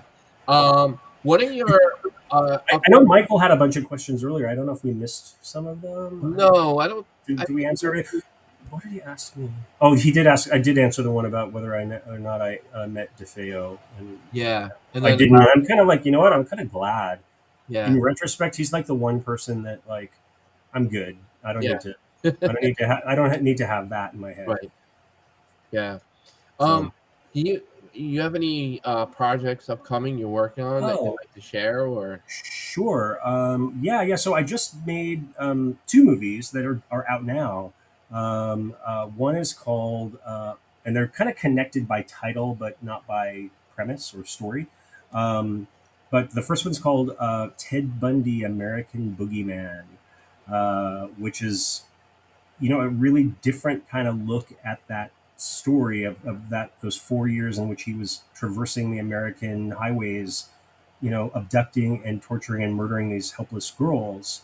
And really, what the intention of the movie is to really remind people, because I feel like there's been some projects, and not pointing fingers, because I think everybody has their version of it, Hmm. but I feel like there's been some depictions of Bundy have been very sympathetic to him, and I don't think that's the way we should remember somebody like him. He Right. was a monster. He was the boogeyman. He was. I was, again, talking about the trauma of my childhood, right? Like, you turn on the evening news and it was like more murders, Yeah. more girls at college campuses are missing or found with their heads off, and I mean, just horrifying, Look, horrifying. look. I was born into the age of Son of Sam, so Oh, right. So you remember all this. Like, it yeah, was a scary, scary time. So anyway, but I wanted it, if I approached this, and this wasn't my idea to do the film, but when they came to me, I was like, God, there's been so much done on him. But yeah, what hasn't been done is the version where he is the shark in the water. He is a monster, and he can't be reasoned with. He can't be stopped. And so what interested me was that, and then also the efforts of law enforcement in a time when there was no computers, DNA evidence, any kind of cooperation between law enforcement offices, agencies, and how the hell they found this guy hmm, with all of those things going against them. nice. And that to me was interesting, and that's kind of what the movie focuses on. So that's that one. The second one, that's out now, and it's on the streamers, and you can get it on iTunes, Amazon, um, all name it, Voodoo. There's so many I forget. I know, Uh, right? but the other one is called Eileen Wuornos, American Boogie Woman, which I thought was a funny title because it sounds like a roller boogie movie. But no, they just wanted to kind of connect the dots between the Right. films. But Eileen Wuornos, for those who remember or don't remember, was a female serial killer in the late '80s Hmm. who had murdered 7 men in cold blood. She was a prostitute, kind of a drug addict who kind of traveled from place to place. She was a lesbian who had a relationship with a woman who, ultimately turned her in. And Eileen was convicted and sentenced to death, and she was put to death by lethal injection. Wow. But she was also depicted in a very famous movie, in a very famous performance by Charlize Theron in Monster back in Hmm. 2003. And Charlize was so amazing in that movie. I mean, she won the Oscar for her as Best Actress. Nice. So I knew we couldn't touch that. Like Yeah. those are big shoes to fill. But Yeah. what we did find in researching her story was that there was a very small chapter of her life that had never really been discussed or looked upon. Hmm. And it was when she was 21, she had hitchhiked her way down to Florida, and she very quickly met this elderly man in his early 70s named Louis Fell and married him. Mm. So she married this millionaire who had houses and yachts and was the president of the boat club and Hmm. like high society shit. You know what I'm saying? And Mm. so this girl who ultimately becomes this horrific serial killer had a chance at redemption at one time, and she couldn't, her. And I think the tragic thing about Eileen, which is very different from Bundy, was that her upbringing was such that she had been sexually abused from childhood, incest with her brother, Mm. sexually molested by the grandfather. Her father, who had abandoned them when she was young, was a child molester and killed himself in prison. I mean, the worst of the worst. I mean, talk about a have not in life.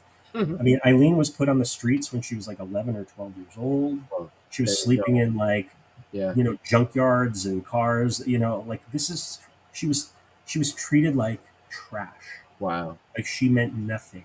Ugh. And I think that her murders were a reaction to her abuse and her. So that's a different thing. But Hmm. but it's interesting how, at a very young age, she kind of won the lottery. You know what I'm saying? Like Right. she Right. met this man who loved her, wanted to build, and all we know about that chapter of her life, honestly, is that the marriage lasted something like 8 weeks. Oh Maybe wow. not even that. Yeah. And that during the marriage, she was already going back to the honky tonk bars and starting fights and hitting people with pool cues and getting arrested, and he'd have to bail her out. And then she used to beat him with his own cane. Hmm. So the die was cast. Let's just put it that way, for who she turned out to be. But I just thought it was an interesting piece of her life that was Hmm. never really looked on. And Mm. since we knew so little about it, I kind of told the story from the perspective of Eileen facing her death in prison and kind of telling the story herself. And Eileen was had a tendency to kind of embellish, and she was really angry over the fact that people were making money on her story, and she was going to die, and she was this raped woman, and she was this victim, and she was going to be used from books and movies and things. And so I thought, well, if she had had the chance to tell her own movie, her own story, how would she How have would you done it? done it? Right. And that's kind of what the movie is kind of her portrayal of these events, Right. and it becomes kind of larger than life. And she was also kind of like, and one thing I learned about her was that she was, as a child, she really loved like the old movies, the femme fatales, the film noir movies of the 30s and 40s. So I think Right. she saw power in those women that were like those gun-toting femme fatales. You know what I mean? Like the Barbara Stanwykes and those women, and they Yeah. were kind of her matinee heroes. Nice. And so she kind of, when she tells the story in my film, she's kind of putting herself in that role Wow. of that powerful woman with a gun. Cool. I got something to watch. So that's the movie. So sorry, Yeah. there's probably spoilers in there, but that's Yeah. kind of the setup, and that's the movie. It's called Eileen Right. Wuornos American Boogie Woman and Ted Bundy American Boogeyman. So both Yeah. you can get them in Redbox too. I know. Nice. I got stuff to watch this weekend. Sweet. Tell me Yeah. what you think. Yeah, I definitely will. So, guys, we had Daniel Farrands on tonight. The 2-hour special, getting down to the bottom of the show. Want to make sure we covered everything, which I'm pretty much sure we did. I think so. Yeah, we're all set here. So, I don't know, Daniel, what do you think? We covered everything, I I think. think so. I mean, if there's anything else that anybody has questions about, I'm happy to answer anything. I mean, it's, Yeah. there's just a sadness in my heart when I think of the Amityville story, to be Yeah. honest. I just feel like people lost. The Lutzes didn't become rich. And if they had concocted a hoax, wouldn't they have made sure they got their share of the money? You If they're would going to think. put their names in the press Right. and face all that ridicule and all that kind of like skepticism and all out hatred, threats, and all the things, wouldn't they have made sure their contract said you get 100% of the money, or at least a good chunk of it? I mean, this is a good story. When the movie came out, the first movie in 1979, and a lot of people made a lot of money on that movie. I Yeah. think their percentage of it was, I think, over the years, and I'm talking 40 years since that movie came out, Yeah. that they've made a total of like $300,000 off Right. of the movie. Yeah, they didn't get very much. Over the years, that's not much. I will tell you that Jay Anson, the author of the book, made $11 million on that film. Wow. So wouldn't you think that if they were if they were the scam artists that people like to call them, that they would have the ones getting the $11 million? Well, they Yeah. were selling Amway. I don't remember Amway. Mm-hmm. It was this like Avon almost. Like it was like these products and you'd sell them to your neighbors or whatever before the internet. And that's what they did to make money. Like the movie was out in theaters across the country and they were going door to door selling Amway products. So Crazy. for such a grand hoax. Yeah. Yeah. Really. Yeah. So anyway. Yeah. No, I get you. And I just want to throw this Weber. out there Yes. too. Michael asked about Weber. I'm going to talk about. Yeah. I want to throw this out there too, in case they're listening, because I am friends with them on Facebook. The two sons of George Lutz, Daniel Lutz and Chris Quarantino. You know, I don't want to take away what they experienced by our discussion here tonight. Not at all. So, right. We're not taking away what you guys, you know, encountered and what you guys went through as individuals. We're not taking any of that away from you guys. No. You know, this is just a debate and discussion on, you know. And what happened to them is what happened to them. And that's what their dad, George Lutz, always said. Like, they have their story. Yeah. You know, I was there when Chris was making nice with George, spent time at his house, slept over there, was part of the whole thing. Right. And yet it was all very deceptive. Right. It's just sad. I feel sad when families fall apart. I think that the story for me of Amityville is tragedy.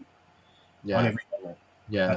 That's what it is. Yeah. And hopefully, you know, if I could say that maybe at some point in their life they'll get closure and they'll come to a close at some point before it's their time. And, you know, hopefully, you know, that could happen for them and they can forgive and forget and, you know, live their life.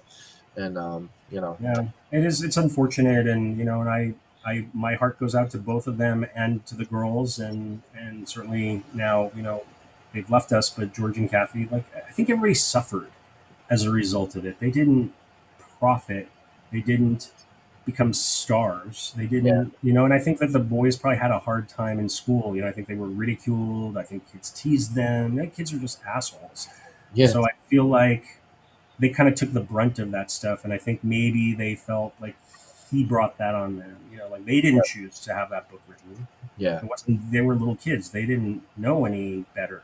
Yeah. They didn't know that they were going to be bullied. Right. So I think maybe there's some of that makes sense. And, you know, I have no malice. I just think it's wrong to talk about somebody who's dead and who's not here to defend himself and say that he was, you know, a devil worshiper. That's just ridiculous. Yeah. It's offensive. Exactly. And they should be ashamed for saying things like that. Yeah, exactly. I agree. It was, Michael said, well said. How much did the lawyer get, do you think? Oh, for me? Good question. You know, I met him, I interviewed him, and I have to just say he was like the Circus Barker of the whole thing. You know, he just says whatever he wants to say and just gets away with it. You know, he's like Donald Trump. There was never any consequence to his statements. So, you know, I made it up with bottles of wine with the Nazis. It's just so crazy, you know? Like, they went to Weber, I believe, and this is from all my reading and all their notes and everything else I've ever gone through. It's like they went to him in good faith saying, hey, we have a problem with this house. Do you know if your client or his family experienced any of the shit that we've been going through? Well, his answer to that was, let me talk to Roddy. And also, hey, we got this book we're planning on writing about, you know, the DeFeo murders. Wouldn't it be cool if I put as an epilogue, you know, the story of what you guys went through? And they sat there and they told him what happened to them. But he turned that around later. Oh, we made it up over wine. You know, it was just the beginning of people who got involved in this who had no knowledge of what the real events were. They weren't there. Right. You know, and Weber was out to make a buck. That's the bottom line. Sure. I know he made money off of, I think, the sequel, the Amityville 2, the Possession sequel, prequel. I think he made money off of that because he had some kind of deal with Hans Holzer. Okay. And I think they, you know, quote unquote, based that movie on Holzer's book. Okay. So I think he cashed in on that. He was like Ronnie, like his client. He was always looking for an angle to kind of move in on it, have like an interview, get his name in the press. It was good for his legal business. He's involved. I mean, like people, it's like free publicity. Right. Yeah. So he was just an interesting character, and I'll just call him a character. So I don't know. That was my takeaway. And even having met him, I was like, wow, like you really want to just stick it to people. Like that's your thing. That's not a very good lawyer. No. Well, look, I mean, this client ended up on, life sentences. Yeah. But, and I think, he kind of manipulated that too, I feel like, for his own gain. He was the one looking to cash in on a book deal. And in fact, I do remember one of the things that there was this Good Housekeeping article. And that during one of their early meetings or only meetings with Weber, he had brought in a guy named Paul Hoffman, who he said was a criminologist and wanted to take notes. Well, what he was really doing was taking notes for a Good Housekeeping article called, and he published it, called Dream House is Haunted. And that was kind of the beginning of like the national awareness of this whole. It was bought before the book and before any of that. And Weber, with this guy who was not a criminologist, by the way, he was a writer, published this article without the Lutz's knowledge or consent. Oh, wow. And so they sued him for it. And then that began I'm going to sue you, and then I'm going to sue you back. This whole crazy town shit started because he was so desperate to capitalize on the story. Wow. Which wasn't even his story. Yeah, no. Wow. So that's what I know about that. Yeah. And I think Amityville 2, The Possession, was a prequel, even though it was kind of, sort of. Yeah. The time frame is so unclear. Like it's never really, Anyway. Yeah. I mean, it's scary. I was just going to say, a lot of people do say it's very scary, more than the original. Oh yeah. Yeah. It's really stylized and really, it's made by an Italian director, and it was very had that European feel to it. And but a little trivia, but I did cast Diane Franklin and Burt Young, both who were stars of that movie, in my Amityville Murders movie. Nice. And so they were kind of playing in a way the next generation. Yeah. So while Diane was the teenage daughter, now she was the mother. And instead of playing the dad, now Burt Young was the grandfather. Yeah. So it's kind of like a fun little reunion and generational thing. So. Yep. I love Burt Young. Yeah. Yeah. He always, obviously with the character he played in Rocky, right? Yeah. No, and he is that. He's just like that, of course I wanted to say the lines. But, much of a dork. Right. Yeah. And it's funny, with the Hans Holzer thing, in a past episode of Strange Oddities Podcast, I had Alexandra Holzer, the daughter of Hans Holzer on this show. Right. And I brought up Amityville, and it's funny whenever it gets brought up, she just makes the face. She's like, oh, "Here we go again." It's again, like I said, it was never a happy thing for anybody involved in this, from the boys to the sisters to the George and Kathy. Holzer's experience was not necessarily a great one. Right. He came away from that having, an opinion, a real opinion about what was living there. Yeah, well, he was in the house. Yeah. Right. And Laura, the other one who's the most credible, and it's funny, she's kind of everywhere now with all these things, and I kind of got to know her a little bit. But she's so smart and, again, credible because she has nothing to gain from any of it, was Laura DiDio, the young news intern who was the first to kind of crack the story, or at least get the Lutzes to kind of talk to her about anything. Yeah. And so and it's funny because she was really hard to find when we did our documentary, again, pre-Google, or any kind of social media. So she was really tough to track down. But when we did, that we got her to interview on our show, was great. And I just felt like she always provides that balance, that perspective of here's what it was and here's what it wasn't. I did go into the house, but I didn't see, blood dripping down the walls. You know what I mean? Like, she always brings a kind of realism perspective to it. But she's like, did I feel creepy in there? Yeah. The thought where 6 people were murdered and I'm in this house, like, yeah, it's creepy. Did things happen the night that the Warrens and she and Marvin Scott and all these people went in to investigate? Did things happen? Yeah, but it wasn't like, Disney's haunted house. and that's what people want to see. They want to see the big event, Right. the showstopper. But that's not what it is. I think all these things, and you know this, and you study this stuff and you go to these places, and Yeah. all of it's very subtle. Yeah. It happens on an almost psychological, subliminal way. Yeah. It's not something where you're just gonna like, and again, like discount the movie, and it's a movie. Yeah. Like the house is shaking, the blood's running down the wall, the windows are exploding all over. Like all of that stuff is it's movie telling, storytelling. Right. But the experience of having lived it, I believe, was much more nefarious. It was in their heads, it was in their dreams, it was in the touch of a hand that didn't belong to any. There was nobody in the room. The smell of perfume in the air that wasn't there. The marching band tuning up in the middle of the night, and the dog wasn't even waking up, but George would go down and look, and there's nothing there.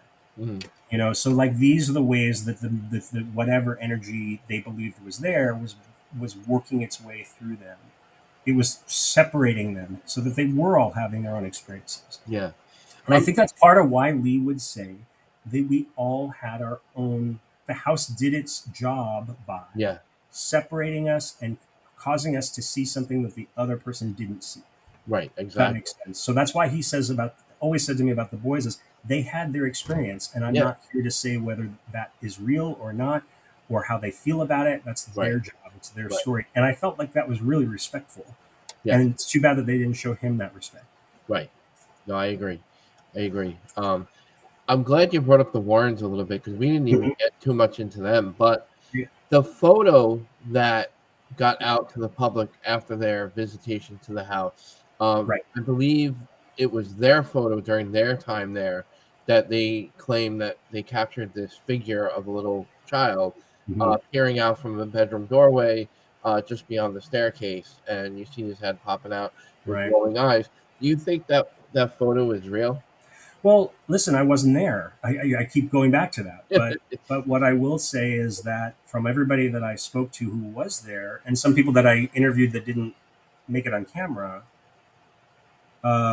there was nobody up in that part of the house when that photo was taken. In fact, the photo was so elusive that remember, this was set up on a tripod, and it was just set to take a photo every minute or 3 seconds, whatever it was.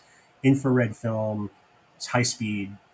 Again, very low tech. It's the 1970s. Yeah. So, but years after that, the photos had been, whatever. They'd had the investigation, and the Lutzes, as far as I know, own those photos because they were the ones that allowed them to go into the house and, essentially gave them access to all of it. Yeah. By the way, they wouldn't even step foot in the house when all that was going on, or even ever again.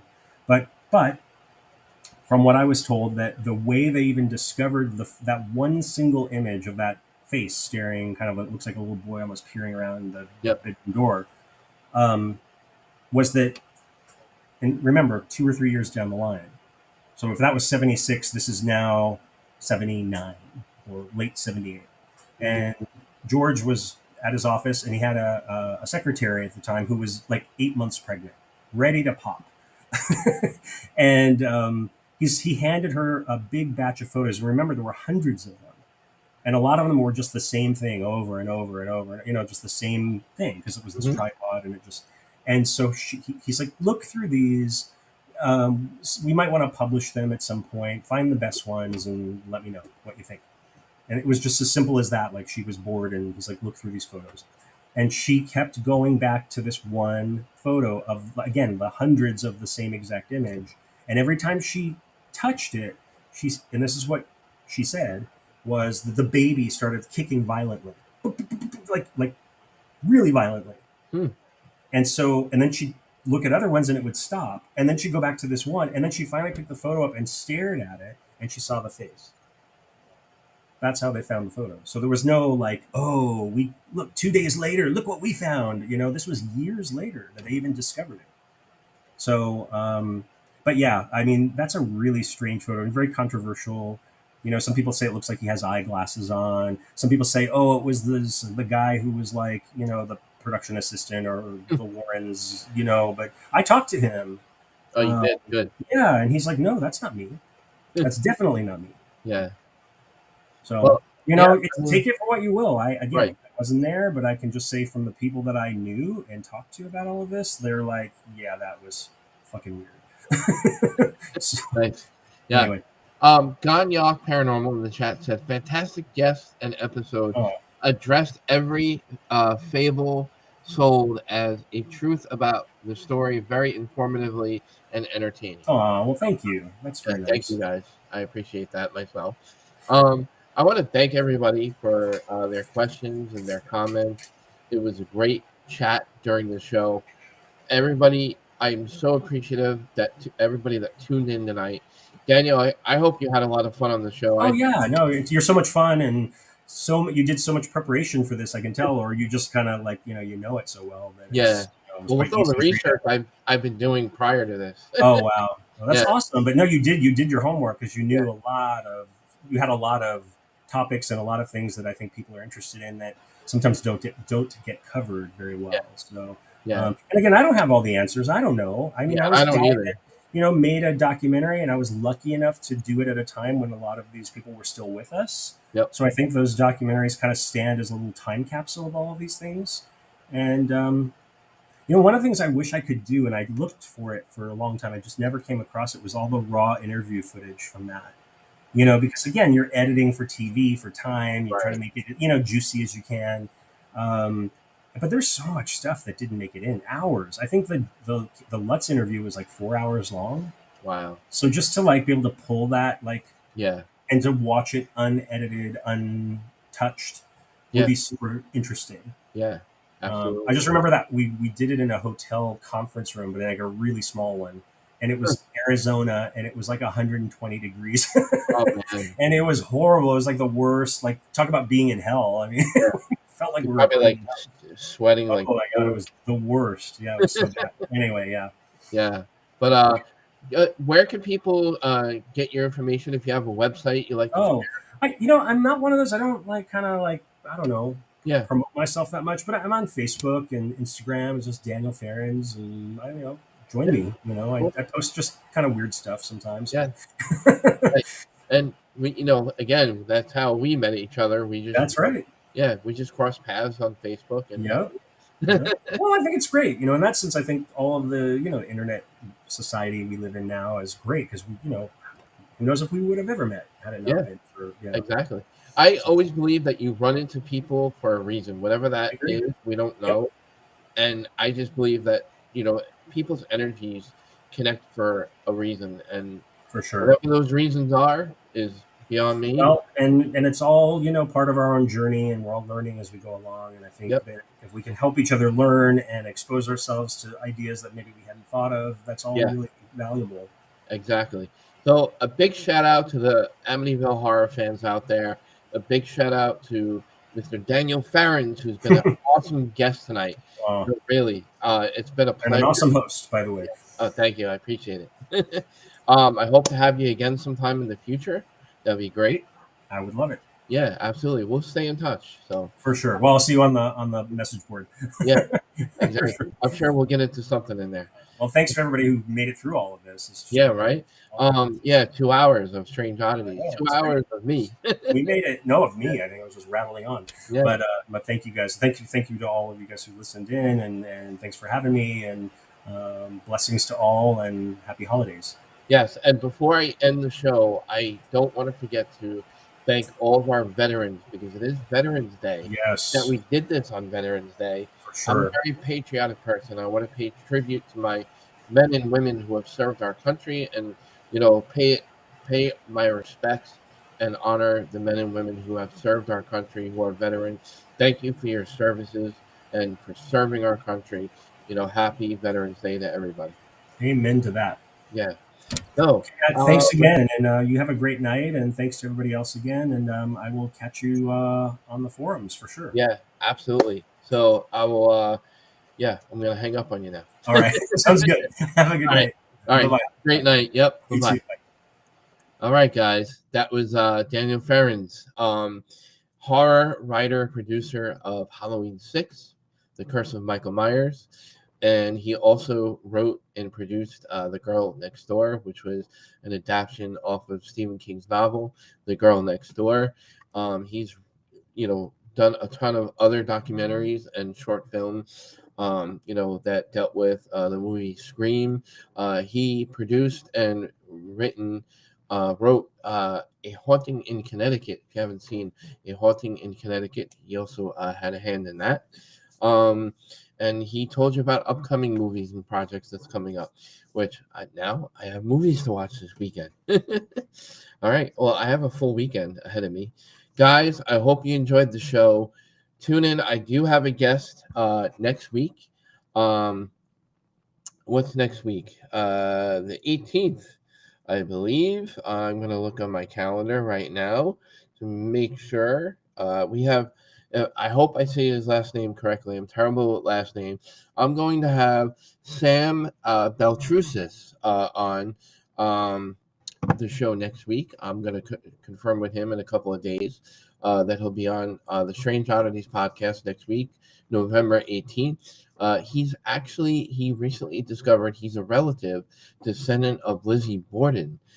He was recently on Shock Docs with a special episode with Dave Schrader, and I believe Chris Fleming was with them on that particular episode of Shock Docs. Sam has written quite a few books. I believe he's also been on Paranormal Night Shift himself. But I can't wait to have Sam Beltrusis next Thursday, November 18th. So be sure to tune in next week for Sam on Strange Oddities Podcast. So, guys, so without delay, I'm going to end the show. It was a great night. It was a great 2-hour special. It was successful after our little hiccup before the show. Guys, have a great night. Be well. Stay safe. And I don't know, the weekend's coming up. So have a great weekend. I'm going to play the video here. And you guys have a great night. And here we go.